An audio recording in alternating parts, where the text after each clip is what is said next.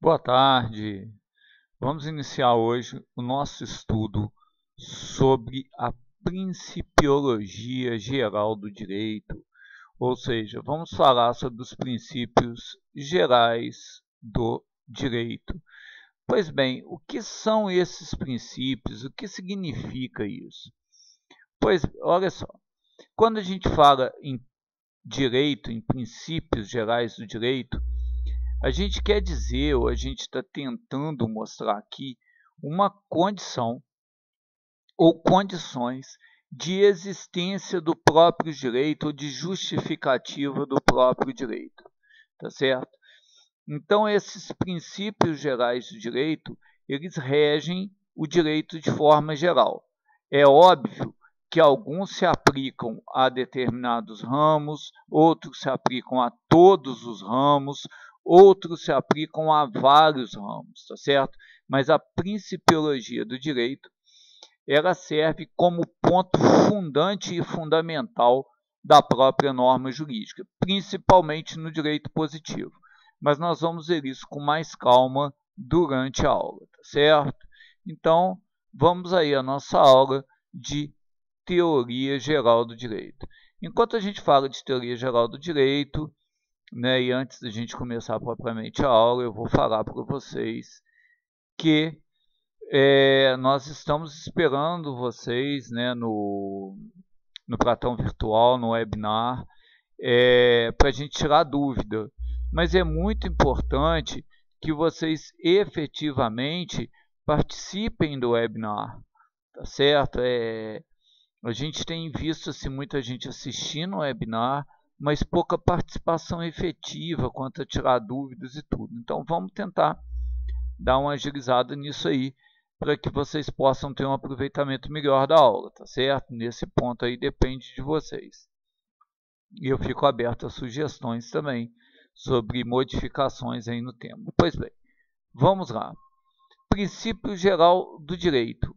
Eu trouxe aqui um conceito que é de Otto Pandoja, tá certo? Está disponível nesse site aí que eu coloquei para vocês, tá? E eu trouxe o conceito dele porque ele me pareceu muito completo e eu não quis colocar um conceito, né, meu, só coisa minha. Né? Eu acho que é interessante a gente ver o que outras pessoas dizem. Então vamos lá. Ocupa um lugar privilegiado na ordem positiva e representa a base de qualquer construção legal em diferentes atividades jurídicas. A essência dos princípios legais reside na sua generalidade. Pois bem, o que ele está falando aí? Que o princípio geral do direito, ele tem um lugar privilegiado, por quê? Porque ele é fundamental na criação da própria norma, tá certo? Então, toda vez que o legislador vai criar uma norma, principalmente na questão de direito positivo, ele está adstrito, ele está preso, ele está ligado aos princípios gerais do direito. No direito positivo, esses princípios gerais estão configurados na própria lei, tá certo?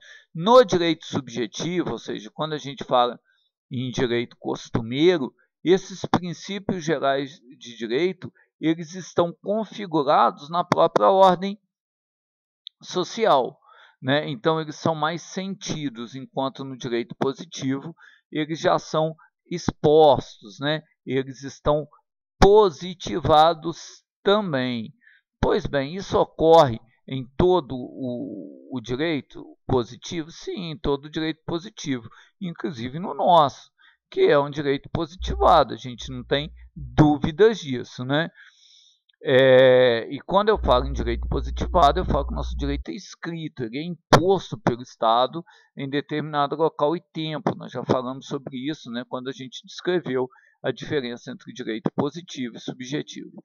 Pois bem, como que a gente vai falar desses princípios gerais de direito? Pois bem, vamos falar aí de princípios, né, que podem ser divididos em monovalentes, polivalentes e onivalentes. Também já falei isso quando a gente estava aqui iniciando a introdução da aula, né? que quer dizer isso? O que são esses princípios onivalentes, polivalentes e monovalentes? Olha só, a gente vai falar que o princípio ele é monovalente quando ele aplica apenas a um ramo do direito. Qual ramo do direito, né? Qual é esse direito, então, monovalente, que aplica-se apenas a um ramo do direito?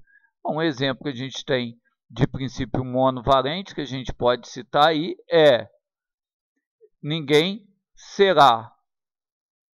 Não há crime sem lei anterior que o defina.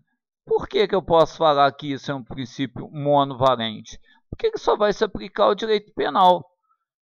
Eu não tenho como falar de não há crime sem lei anterior que o defina, se não for falar de direito penal. Vocês concordam comigo nisso? Né? Parece óbvio, tá certo? Quando eu falo de princípios polivalentes, né, aí eu estou falando de princípios que se aplicam a mais de um ramo de direito, ou a vários ramos de direito, tá certo? Então, qual é esse princípio que a gente pode falar aí que se aplica a vários ramos do direito? A gente tem aí como exemplo o princípio do devido processo legal, tá certo? O que é esse princípio do devido processo legal? O que ele diz? Ora, ele diz que quando uma pessoa ela está participando de um processo, seja esse processo judicial, extrajudicial, ou ainda um processo de realização contratual, né, ele deve ser ouvido, certo? Então, vamos falar disso aí. É um princípio onivalente, né? Todos são iguais perante a lei. Olha só, isso se aplica a todos os ramos do direito, tá certo? Então, a questão de princípio ser monovalente, polivalente ou inovalente, ou onivalente, vai depender de quantos ramos do direito ele se aplica. Agora, é fácil de identificar isso? Sim, é fácil de identificar isso. À medida que nós formos estudando a ramificação do direito, que eu volto a dizer, só é ramificação do direito. Por quê?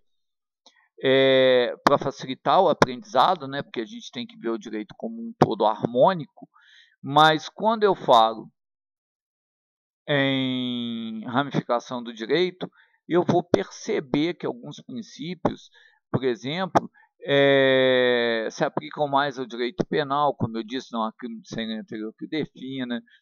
Outros se aplicam a todos os ramos do direito, tá certo? E à medida que formos estudando também os ramos, ou que vocês forem estudando os ramos de direito separadamente, vocês vão ver as principiologias dele. Então, vocês vão ver princípios de direito civil, vão ver princípios de direito penal, vocês vão ver princípios de direito processual, né, princípio geral de direito processual, civil de direito processual, penal de direito processual.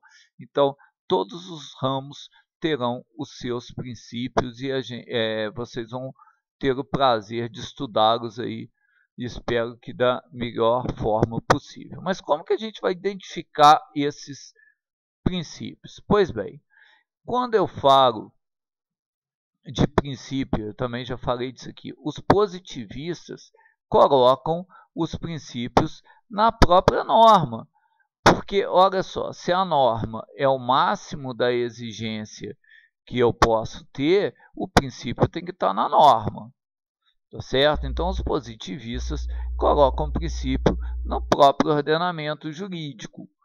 Agora, o justnaturalista tem como princípio as regras imutáveis, universais, de caráter eterno, que corresponde ao próprio justnaturalismo, né? Então, o direito à vida, o direito à saúde, tá certo? Então, essas regras que os justnaturalistas têm como basilares para a própria existência e justificativa do direito natural ou do direito subjetivo, eles servem como paradigma de principiologia de direito, ou seja, são os princípios de direito levados a cabo pelos e os naturalistas, né, ou pelo direito subjetivo. Pois bem, com isso, nós acabamos a nossa primeira aula de teoria geral do direito. Que eu quero dizer, que eu quero resguardar, quero lembrar uma vez mais que a ideia de princípio, tá certo? Ela é muito debatida no direito. E existe até um professor, o professor Gaio, ele diz o seguinte, que existe hoje uma fenomenologia principiológica, né, onde as pessoas elevam tudo à ideia de princípio. Na verdade, não é bem assim, né? Os princípios eles já estão designados, eles já estão expostos, eles já estão considerados no nosso direito, na própria positivação do direito. Então, eu não posso erigir a galgar como princípio ou eleger um princípio simplesmente porque eu acho uma norma importante, tá certo? O princípio ele é mais, muito mais do que uma norma importante. Então, eu vou me despedir de vocês aqui, fiquem em paz, tá certo? E até na hora do nosso webinar.